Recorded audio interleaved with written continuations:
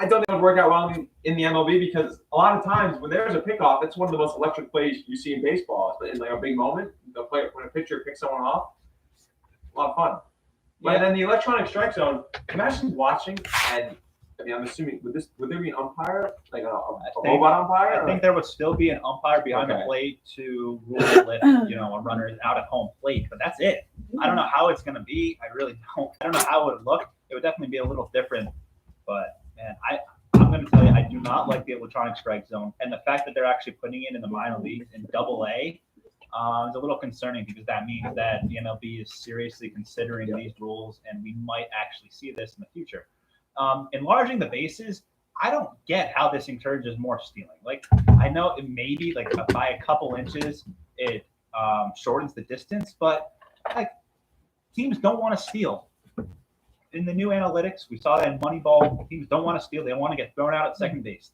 That's the quote. They don't want to, and I don't know. I think if an MLB team wants to steal, they'll steal. You don't have to enlarge the bases 3 inches. Like, what does that do? And the anti-shift rule, let them play how they want. If a batter can't lay a bunt down or go the other way, that is on him. And he knows that full well going in that they're going to play him a certain way, and that's going to be it. So if he can go the other way, kudos to him. But I don't think you should put any rule on a shift. I really don't. Yeah, I agree with that. Why do it? What's the point? Why do they feel the need to implement all these rule changes right now? I think I didn't really read like the reasoning, but I think you don't even have to read the reasoning from these MLB writers. All you have to know is that the MLB is trying to change things up. Fans have been lacking over the past couple of years, fan viewership, and I think that they're looking to, like I said, spice some things up, change the rules a little bit. And I know some MLB diehards, some traditionalists are definitely going to be saying, this is terrible, don't do this. But, it's the reality of the situation. I think they're definitely going to do that. So that'll wrap it up here for the third edition of the Payoff Pitch. Thank you for listening. You're listening to VIC Radio. Quinton Pelzo, Luke Bagoni. We'll be back next week in the studio on Sunday. And coming up right now is going to be Undercovered with Emily Adams and Laura Lagarde. Stay right here on VIC Radio.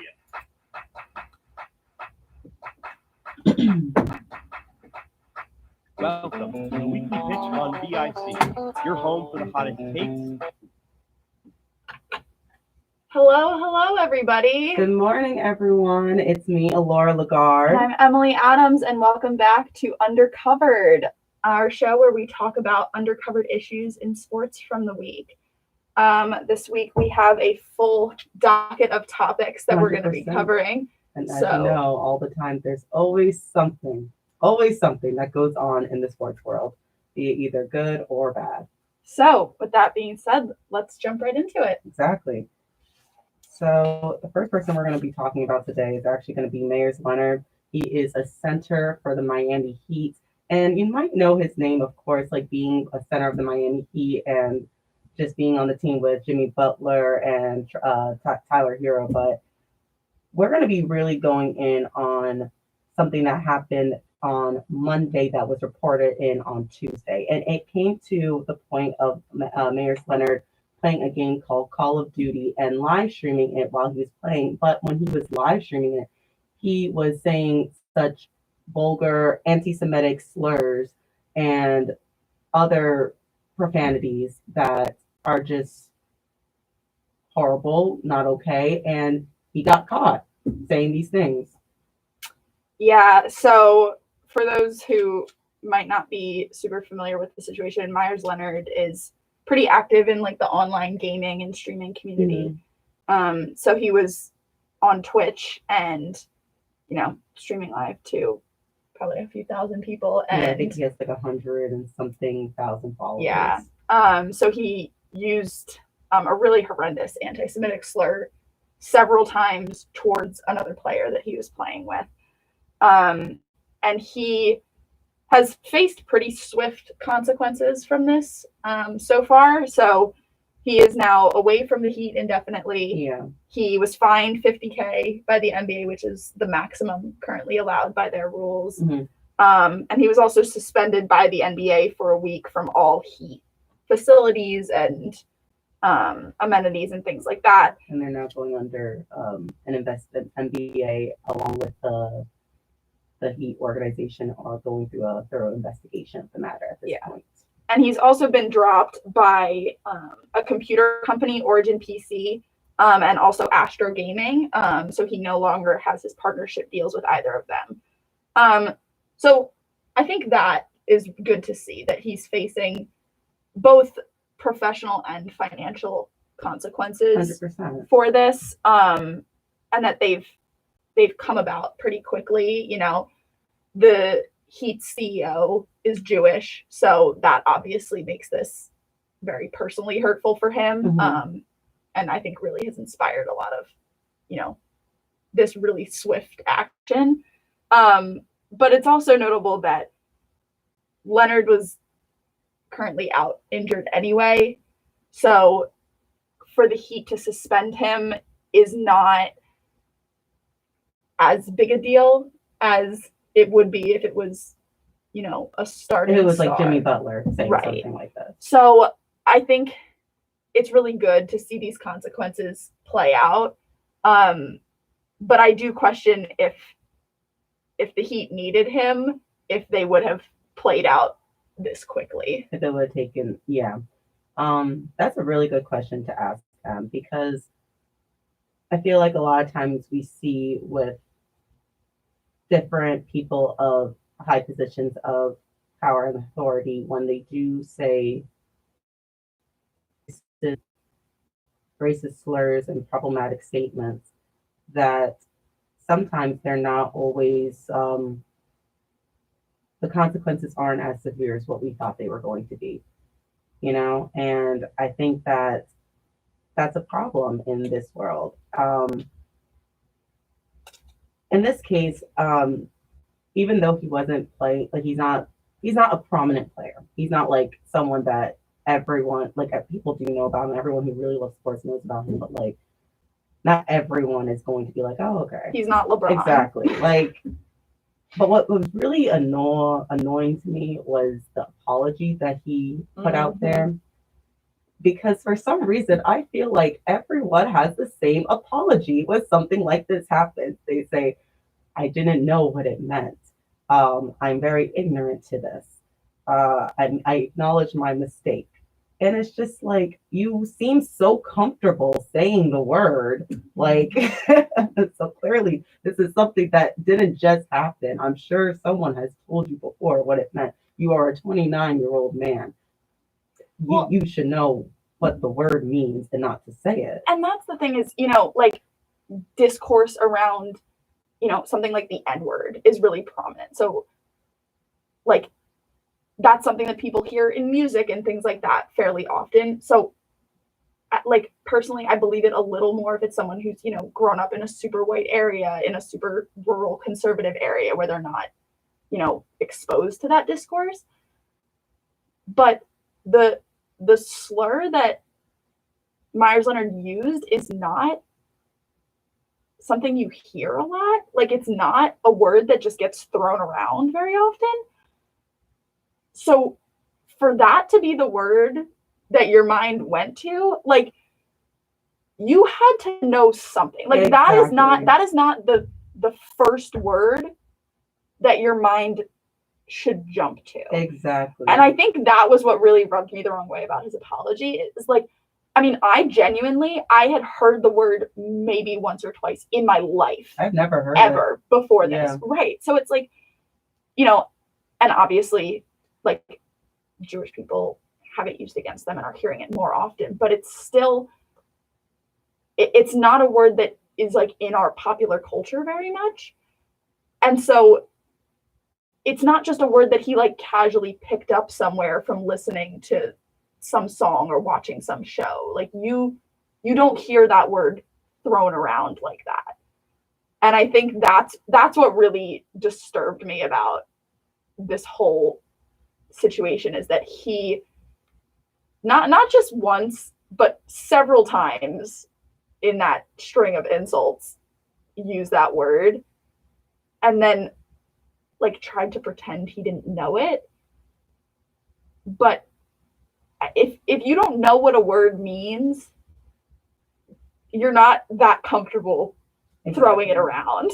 Exactly. And like going further into his apology, I feel like we've gotten so accustomed to people just writing out apologies on Instagram. That's what he did. He wrote out his apology on Instagram. And I think that's also insensitive to a matter, because it's like you're doing it for your fan base so they can acknowledge that you did something. It's basically just another way to like gain more publicity in a sense. The reason why I brought up the fact that it seems like the same apology that has just been written out for someone just to like copy and paste. Yeah. It's because I would love to see someone of his stature just be able to say it, verbalize it. But I don't think that would happen because it would look so robotic. It wouldn't look like it's actually coming from the heart. Because it's not. Exactly. It's just like this is another copy and paste apology. And I really they're like, you are a public figure. And you have your owner being Jewish, two, so many people of your fan base probably could also be Jewish. And like besides that fact, even if they weren't, you shouldn't be saying terms like this on a public platform. Exactly. I mean, ever, but especially, it's so hurtful to hear that from a public figure in such a public way. Twitch is accessible to anybody at any time. It's a free streaming platform to watch on for the most part. So, and that was the other thing too, is in his statement, he says, "This is not a proper representation of who I am, and I want to apologize to the Arisons, my teammates, coaches, front office, and everyone associated with the Miami Heat organization, to my family, to our loyal fans, to others in the Jewish community who I have hurt." So for me, that's problematic that he's leading with the Arisons, the one, Jewish family that he personally knows, his teammates, his coaches, his organization first, before the Jewish community. Exactly. That's who his words are affecting. Like, we're putting the people who you are apologizing to. You don't need to apologize to your front office. Like, yeah, you're causing a PR nightmare for them, but that's not who you need to be. The people that give him money. Right. That's not who you need to be sorry to. You need to be sorry to the Jewish people who you're inflicting like generations of hurt on with that word. Like, that word carries a lot of weight. And it's just really, it's just not good enough. Like, there is a way to apologize correctly. And I think it's very obvious when an apology is good. And it's very obvious when an apology was written by a PR person who was just looking for any way to make it go away. And that's what this statement felt like 100% to me. No part of that felt genuine. Right. And then also going into it, some of the messages after, one of them really stuck with me, where it said, "There's no place in the NBA for hate." Of course, yeah, there's no place in the NBA for hate, but I feel like we see this not just in the NBA, but in all sports platforms, be it the NHL or the NFL, the MLB. Like you see that there is hate, and so many times people get away with this hate. And like you said before, a PR person just writes something to try to make it go away, and it I don't want to say it goes away, because that is just going to completely contradict everything I'm about to say next. Sometimes it does go away. But it does, yeah. But it goes away for people who it doesn't affect. Yes. And absolutely, for people who it does, that never goes away. You will always remember it. It could have happened. Something could have happened back in, or actually going into Miami Heat back in 2012, when they all wore their black hoodies to symbolize after the murder of Trayvon Martin. Yeah. That doesn't go away. That type of feeling of what they did, like that doesn't go away because it was so powerful. Yeah. And actions for people in high platforms doesn't get erased for people who it really resonates with. So with him doing this, with this faulty or whatever it is apology, this might be something that he can just toss away, be like, oh, it happened, I apologize, whatever. But that this hate and low blow and race and just like horrible anti-Semitic slur will never go away for people in the Jewish community. And I think that's the thing too is, you know, I think it might be different for him because, you know, he's not playing right now. He's not, you know, a superstar. So he's facing very real consequences right now. But I mean, you look at somebody like Kobe Bryant, who everybody loves, but in 2011, Kobe was fined by the NBA for using homophobic slurs towards a referee. And nobody remembers that. Like, that's not what you hear when you talk about Kobe. You don't hear about the hate. You hear about the superstar. And it was Kobe. And that's what I think I worry about here is that this news cycle will end and, you know, he'll come back from being injured and it'll all blow over. And I think that's something that we've seen a lot, you know, with athletes in general. You know, we see it with people who are, you know, domestic abusers. You know, look at everything that happened with Kareem Hunt. And he was able to come back this year and get his redemption story in the playoffs. You know, I think like that's so frustrating because in that first news cycle and when it first happens, everyone reacts correctly. And then everyone who's not deeply and personally hurt by that can move on. Exactly. And there's not empathy for that long-term hurt. Yeah. And I think, you know, this, you know, we've talked a lot recently about racism, sexism, homophobia in sports. But I think we don't talk about anti-Semitism enough. No. Because it's very sort of insidious. You know, I think it's not so mainstream in a lot of ways. And it's really rooted in small things that turn into big things, you know, and it's something like this where it's, you know, it's just a word, but it speaks to something much bigger and much darker that's rooted in generational pain. I think in the similar way that a lot of Black communities have, 100%. you know, generational trauma from things like the N-word, you know. The Jewish community has been persecuted forever. And also the fact too, it's I feel like what's so sad and disheartening is that a lot of times people use anti-Semitism as a way of joking. Mm-hmm. And they incorporate that with joking about it and joking about like things in the Jewish community. And that's the part that's wrong because we've normalized that. Yeah. And people think it's okay and people laugh about it. But this is not something to laugh. It's not funny to laugh about someone else's trauma. It's not.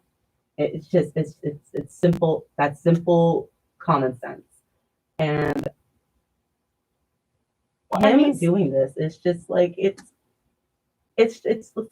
trying to like normalize that what he said was fine. Well, and these small things are what lead to the big scary things. You know, it's in 2019, the Anti-Defamation League reported there was the highest rate of anti-Semitic incidents in 40 years in 2019. like, that's absurd. Like, there were Nazi flags on the steps of the Capitol during the insurrection, you know? Like,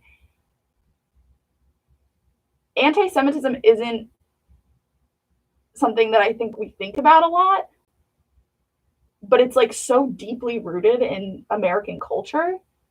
And I think this really shows that. Like, the way that casually playing a video game, you can just kind of throw out a slur. Exactly. And, you know, everybody knows the N-word is bad. But somehow in 2021, you don't know that that word is a slur against the Jewish community. Exactly. I'm like, that's ridiculous. It just, like you said in the beginning, it just makes no sense because it's not a word that is used, if not ever, very often. So how did you not know what it meant? It's only used in a derogatory way. Exactly. But on that note, that is the end for this segment. I'm sure that and as Emily said before, we need to start talking more about anti-Semitism because it is something that it's important to know. We have to make sure that we really just get the news out there about that. So on that note, we're going to take our first commercial break and we'll be back with you talking about something in Disney.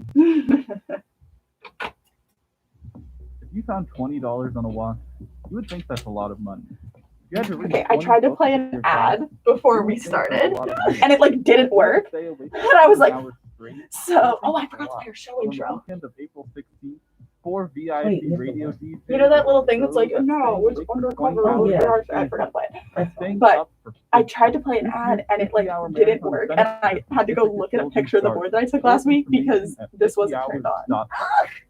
At BIC, the voice of Ithaca College, we prioritize diversity Okay, and next inclusion. is Oh, I love the We are diversity working ad. to ensure that more voices are heard. We support and will continue to support the Black Lives Matter movement and victims of police brutality and racial injustice. We've heard you. We support you. We must advocate for change. Black Lives Matter. At B- Alrighty, we are back from break, and for this segment, we are going to be talking about a new show on Disney Plus that was, all the promotional materials just came out, and it's disappointing. Problematic to say is the not least. the word. So let's talk about Big Shot. Yes. Big Shot is a show that's coming out at the beginning of April on Disney Plus, starring John Stamos. And the premise of the show is that a temperamental basketball coach, that's the word that they use, is temperamental. He gets fired from his job coaching a men's basketball team and has to go coach at an all-girls high school. Keyword has To go coach at an all-girls high school. And, based on the promotional image, what the tagline is that they're his last chance to be successful. So let's unpack that, because there's a lot to discuss about how this got greenlit. Yeah, I really don't have a lot of words, honestly, with this, because actually, no, I have a lot of words when it comes to this. That's what I want to say, because this is absolutely absurd.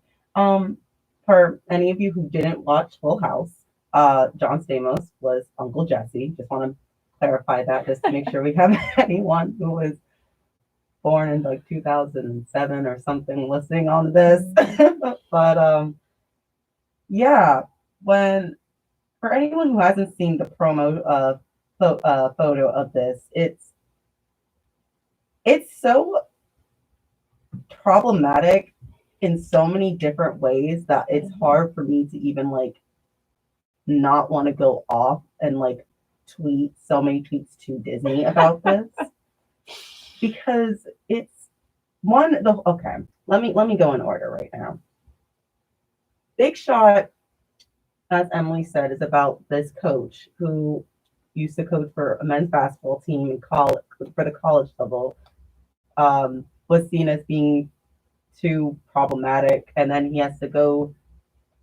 Redeem his career. Yes, and he, yes, and has to go coach girls of at this private school, their basketball team.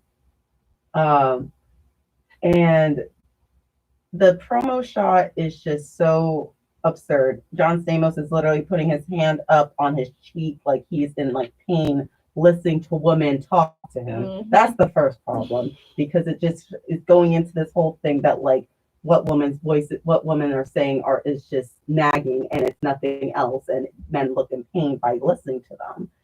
Another thing I have a huge problem with is the racial stereotypes Mhm. of this promo shot. I was waiting for this one. Yeah, because there are 3 white women in the promo shot, and there are 4 women of color. And they portrayed the women of color to all be looking angry Mhm. and shouting at him. Those are the women that are portrayed to be shouting at him. And then the white women in the promo shots are just looking confused. I don't really know even how they're looking at him, but they're not looking angry whatsoever. So it's kind of giving off this portrayal that the women of color are the angry ones and they're the problematic ones. Mhm. And am I shocked with this? No, because it's Disney. It's just the white male savior complex Yeah. is so overwhelming. It's like, it's not funny, but it really is funny that this is the best they could do. You know, Exactly. and I think, I mean, first, portraying coaching women's sports as a punishment is wrong. Absolutely. And it's incredibly misogynistic, and it undermines the importance of women's sports, the capabilities of women athletes. I mean, it just, in every way, is such a violation of what the women's sports movement is attempting to accomplish. And I think the fact that we have white male John Stamos going into this clearly racially diverse high school, you know, it seems like he, based on the summaries and things, it seems like he clashes with the principal, who's the singular adult Black woman in the promo shot, you know, and you know, his assistance coach, of course, is the amiable white lady. There's just so many incorrect, antiquated dynamics here, and it's not, you know, it's on Disney Plus, and Disney Plus is meant to be a family platform and is like specifically marketed to kids.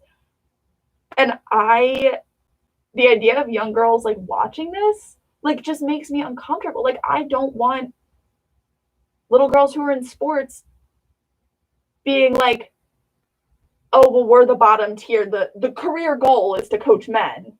But if you can't coach men, you have to lower yourself down. You have to lower women. yourself to the women. You're not good enough to coach the men, so you have to coach women.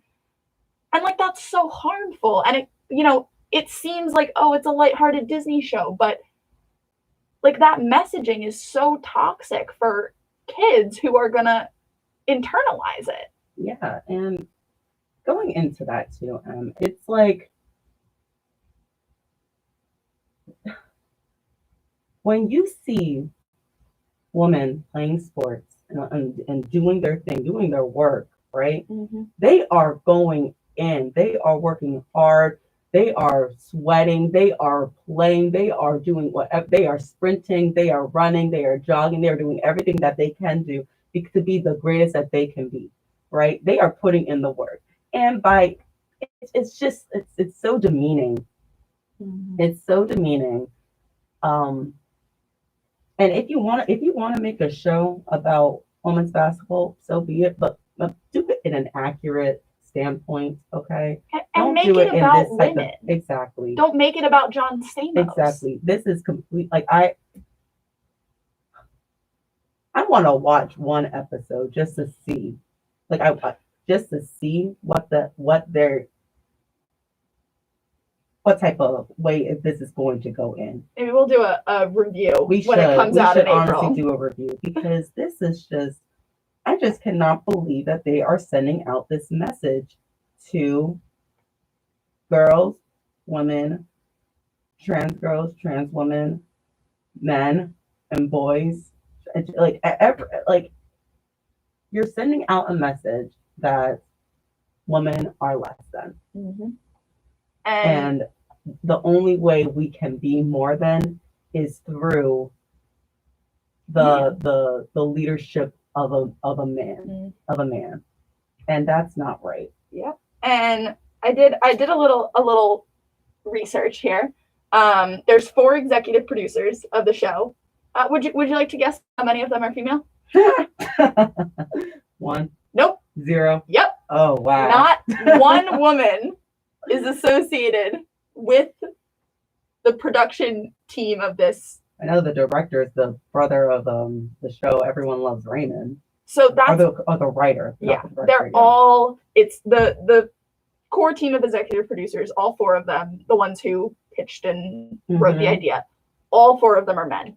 And that's not a surprise. You know, obviously, this was written by a man. Like this was not written by a woman. But I think it's really disappointing that, you know, they're trying to make a show, I think it's a 10-episode series about, you know, women's sports and about, you know, that supposedly centers girls and women without any women being involved in the executive producing team. You know, without any women having power and having a say in how women are portrayed on this show. And I think, you know, that's obviously something that goes beyond TV and beyond sports, that, you know, we're making decisions about women and about how we portray women and about what women are allowed to do without women being able to speak on it. Mm-hmm. And that's, you know, it's not going to be a good show because you don't have those voices telling you this is wrong. And if there was a woman on the executive producing team or on the team at Disney Plus that's greenlighting these things, it would not have come out in the way that it did. It would not have come out with that promotional poster. Honestly, like even like when I first saw, like you're 100% correct, and I'm gonna further prove that you're correct with this because I've honestly have given up on a lot of on any promo ad or any like advertisement itself with a lot of things because I always question. I'm like, clearly someone of this demographic has not been part of the team to be like, I don't think this is a good idea. And one, we see it with this because clearly there were no women and clearly there were no women of color who were here to be like, I don't think that you should do this. It's the same way as how I felt with H&M when they had that little black boy wear a shirt that said coolest monkey in the jungle. Clearly where there were no black people on the set with that. Same way goes with the Vogue cover shoot of LeBron James holding Giselle, and they were mimicking King Kong holding I can't remember her name, but this woman, The damsel in distress. yeah, the damsel in distress, of course. And basically what they were saying, they were calling LeBron James a gorilla, and they were having Giselle be this damsel in distress. Like you constantly just question a lot of things when it comes to promo ads because you're just like, how could you not think of how this is portrayed, how this looks, and go back into your writing and be like, wow, this is not right. This is not right. And this is what happens when you don't have people of certain demographics part of your creative team. Yep. And I think that, the pilot episode of the show, which will come out April 16th, I believe is the date, is titled The Big Awful. And I think that, we're laughing because it's so, it's a parody of itself. It really is, it's so, like, in 2021, we're making a show about a man having to coach women's sports and calling it The Big Awful. Because that is the worst possible thing that can happen to a person, is that you have to coach a women's basketball team. God forbid. It's comic, like, it's ridiculous, but it's also, like, so rooted in truth. Because the thing is, I think a lot of people still see it this way. Well, yeah. And they do.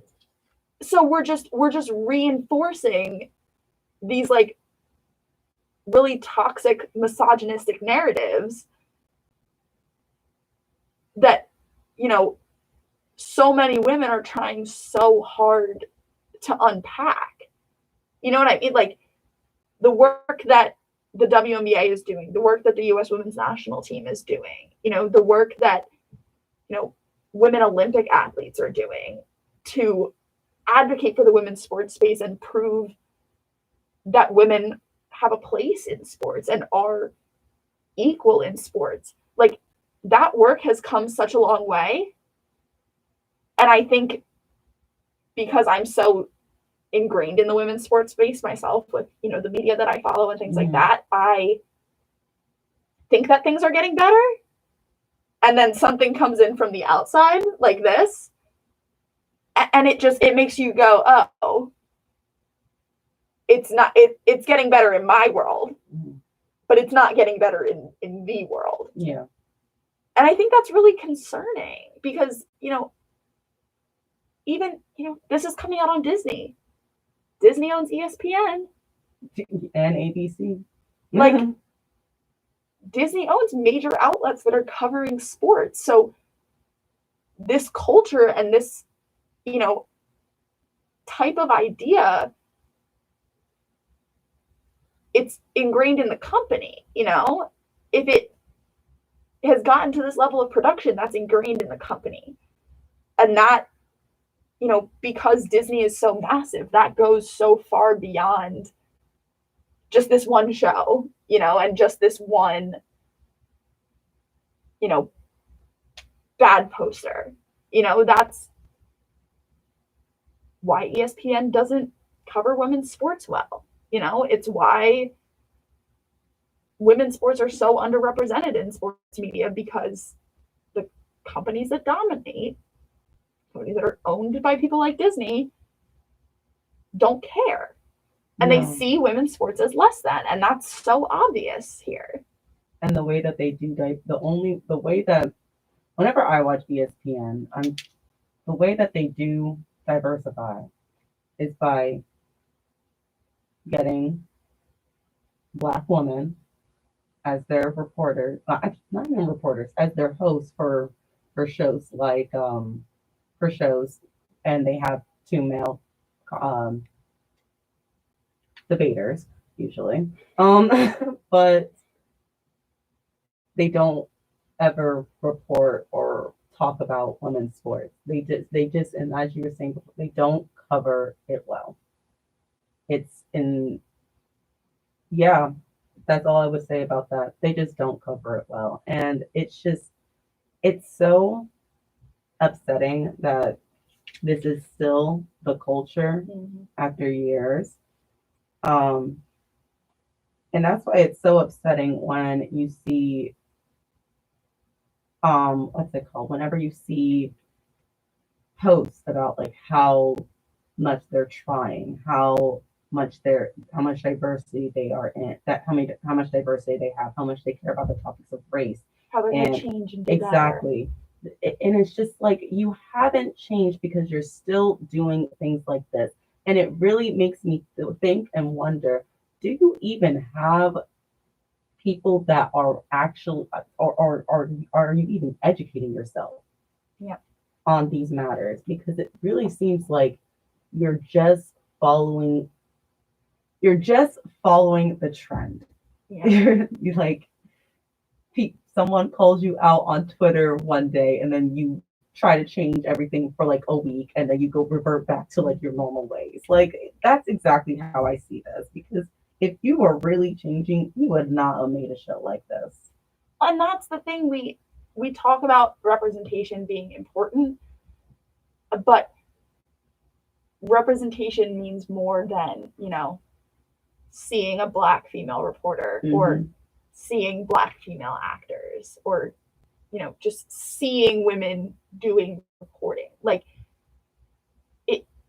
it goes up to those higher levels where the people who are in charge of the decision making, the people who are paying the reporters and paying the actors and writing the scripts and producing the shows, those people are not people of color, and they're not women 90% of the time. It's and that's how we end up with something like this, because nobody along the way who knows how damaging this could be from personal experience is in a position to say no and to say, maybe we should not do this. And I think that's the thing that really is concerning here. 100%. 100%. Alrighty, we're going to take another quick break, and we'll be back shortly to pick up on a segment we chatted about last week, the subject of trans inclusion in sports. A family has a plan in case of an emergency. We talked to this family to see if each of them knew where to meet if they were not together when something happened. If a natural disaster happened or outside the home, we would all meet at the park. That's our meeting point. I meet with our neighbor's house because she is almost different. We all have a meeting spot, which is a bus stop. Is your plan any better? To learn more about making an emergency plan for your family, go to ready.gov. This message brought to you by the U.S. Department of Homeland Security and the Ad Council. Looking for your classic rock fix I've had this. every That's really Thursday, good. 6 to 8. Join me, DJ Dog, on the Kickback. Yeah, I have. Classic rock tunes. I got this like last January. I see. No, At BIC, Voice of Ithaca College, we prioritize swear to God. diversity and inclusion. We are working to ensure that more voices are heard. We support and will continue to support the Black Lives Matter movement and victims of police brutality and racial injustice. And then We've it's heard fan you, we moment support time. you, we must advocate for change. Black Lives Matter. Alrighty, we are back with our final segment of this fine morning. And we're going to be talking again about trans athletes and trans inclusion in sports. If you missed last week's episode, you can definitely go check that out. But we talked a lot about, the bills that have recently come out in a couple dozen states, with the explicit purpose of preventing trans girls in, youth sports. So we're talking middle school and high school, of preventing them from competing in sports that align with their gender identity rather than with their sex assigned at birth. So obviously that's incredibly harmful, and we talked a lot about that last week. And I know, personally today, I want to take a little bit of time to kind of unpack, because I think a lot of the arguments against trans inclusion are very much rooted in a lack of understanding of what it means to be trans and how trans inclusion works in sports and what the policies are. So I do want to take some time today to kind of really break that down, because once you understand that, it's incredibly difficult to turn around and say that you don't think trans people and trans children should be included. But we can jump in with the new developments that have happened this week in that space. Alora, if you want to hit on that a little bit. Yeah. As Em was saying, this just makes me really sad talking about this. Because this is doing all of this, like this is so unfair for the trans community, because this is really not worth the trauma that they are going to be going through with the evilness that a lot of these governors and politicians are taking, these extreme measures that they are taking to ensure trauma on the trans community. Just on Thursday, the governor of Mississippi signed a bill called the Mississippi Fairness Act to ensure, and he said this, I proudly signed the Mississippi Fairness Act to ensure young girls are not forced to compete against biological males. We can unpack that after I finish the rest of the statement. The bill, as said this is quoted from the New York Times, the bill, which would require public schools and universities to have athletes compete according to their sex assigned at birth rather than their gender identity, is scheduled to take effect on July 1st unless it is challenged in court. So it almost certainly will be challenged in court. Let's say that up front. You know, that's happened in. Well, you can think it's Idaho was the big one. Yes. Early, a little while ago, I would say. I think it was last summer that one started. And then also you have there's Mississippi, of course, Alabama. Yeah, there's about 24 states currently that have the bills on the docket. Exactly. They haven't passed in all of those states, but the ones that have passed are being challenged by the ACLU and other trans advocacy groups, and likely because of the Biden administration's new executive order, which banned, or not banned, but I think it was the word banned. Yeah, it's working to combat discrimination on the basis of gender identity in sports and other public school and educational settings and things like that. Exactly. So that will also make it a little bit easier to have legal challenges. So that almost certainly will happen. Even one saying, even though, and we just want to be clear, one saying that certain laws have passed doesn't mean that they've taken effect because of Biden's what Biden said about not being able to discriminate based on gender identity. Yeah. But I think, and the verbiage of that Mississippi bill, I think, really segues into what I want to talk about today, because there are already policies in place at the collegiate and at the professional level for trans inclusion.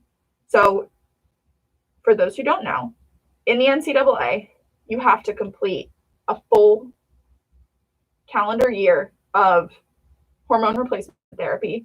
So for trans men, that is taking testosterone. For trans women, that would be taking estrogen and testosterone suppressants. Yeah.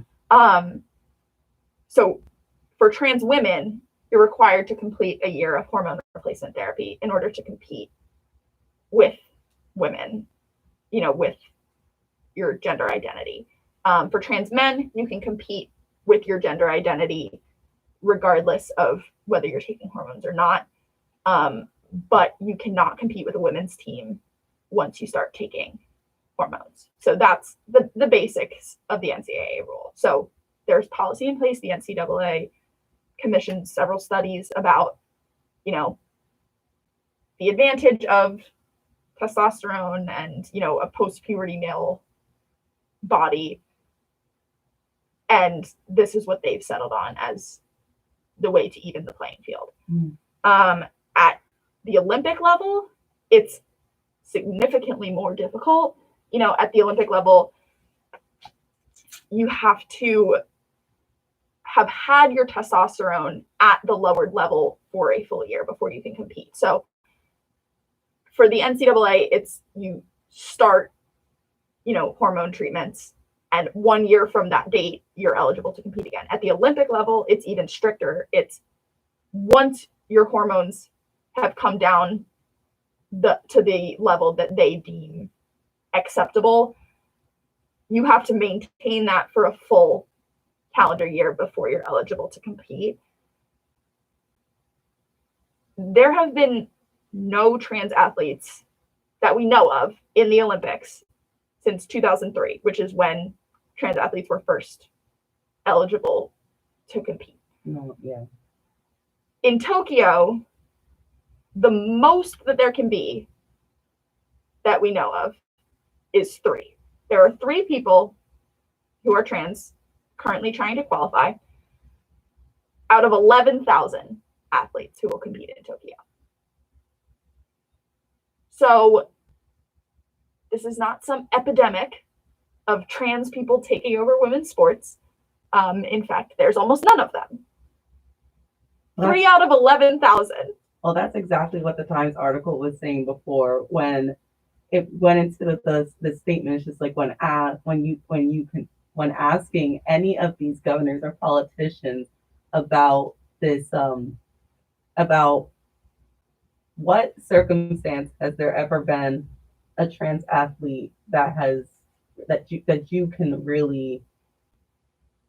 identify in your state, and none of them have been able to give an answer. And it's just like you are doing this out of pure hate. Yep. And the thing that's really annoying me about this is that you want to bring in like this is affecting women and women's sports and girls in sports, and it's just like you have not cared about women and girls in sports, and you want to make that the premise of your arguments.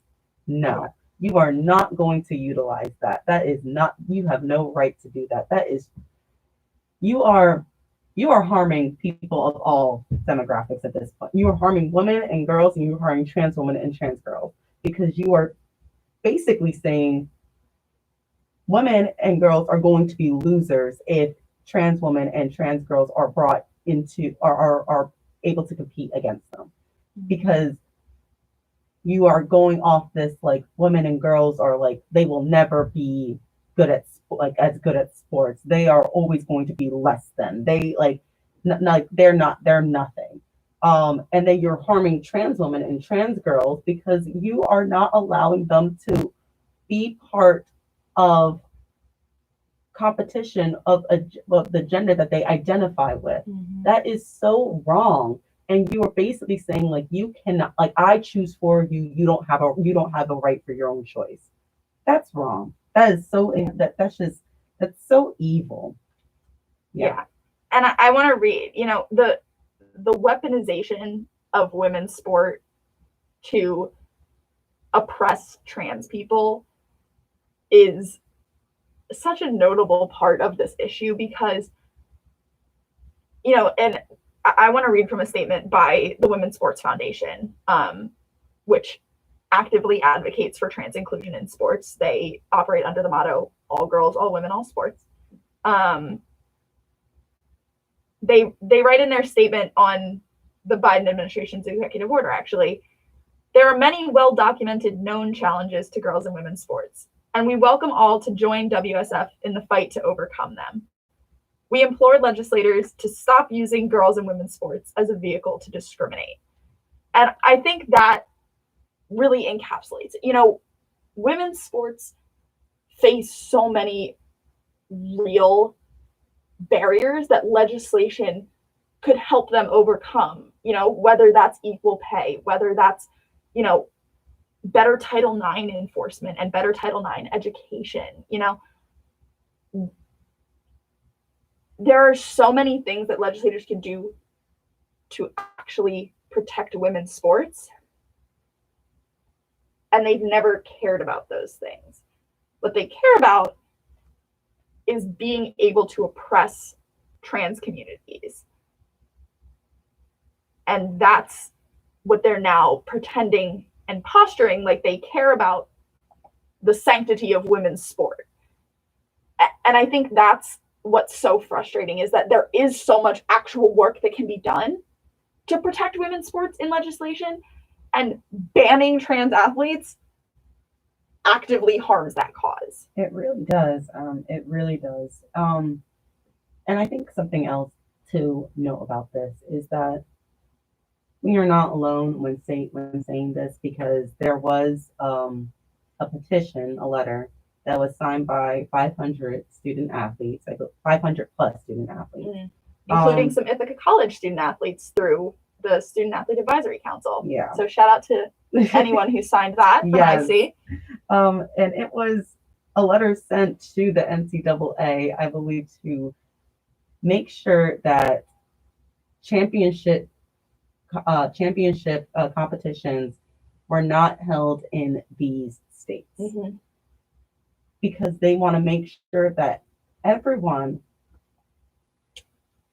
and all are able to compete in a sport that they love without having to be in a state where they are going to, one, already establish a trauma by being around people who are going to constantly be bantering and hurting them with harmful words and derogatory sayings, and also being in a space, in a healthy environment where you do not feel as though you have to constantly be on guard. Yep.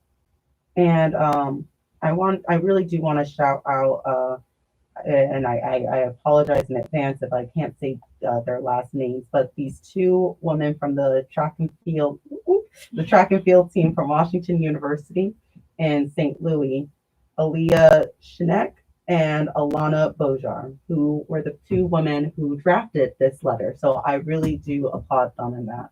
Yeah, I think, it's notable that so many women and so many student athletes who are 18, 19, 20 years old have a better understanding of this issue than legislators whose job it is to understand it. And I think too, it speaks to the fact that, student athletes are willing to make sacrifices in order for, their trans teammates and their trans friends to be included. And that's such an important part of this too, is the importance of inclusion, because, the statistics from the Human Rights Commission are that nearly 30% of trans kids attempt suicide at some point. 30% of all trans kids attempt suicide. That's and there's only horrifying. 0.5% of trans people in the United States. And so sports are such a fundamental part of feeling included and feeling a part of, a team and of a school. And by taking that away from them, we're just taking away another avenue for them to feel safe and included and validated. And that, I think, is the thing that it is so frustrating to me about these bills, because